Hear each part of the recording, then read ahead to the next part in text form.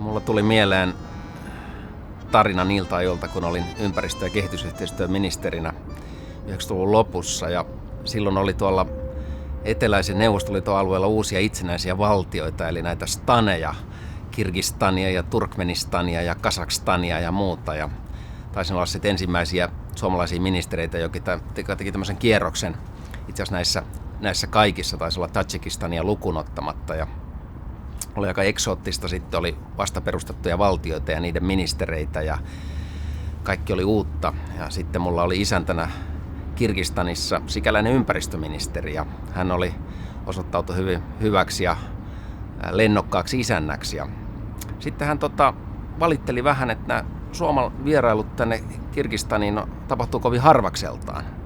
Ja mä sanoin, että mitä hän tarkoittaa. No, että se kenraali, se joka kävi täällä edellisen kerran, ja minä mietin, että kuka kenraali on käynyt edellisen kerran Kirgistanissa, ja rupesin miettimään Kekkosen aikoja, ja olisiko Yrjö Keinonen, ja ei, että se mikä se nyt oli, mä rupesin miettimään, että kai sitä Mannerheimia, niin no Mannerheim, että se, joka kävi ennen sua täällä, ja no onnistuiko ne kuvat?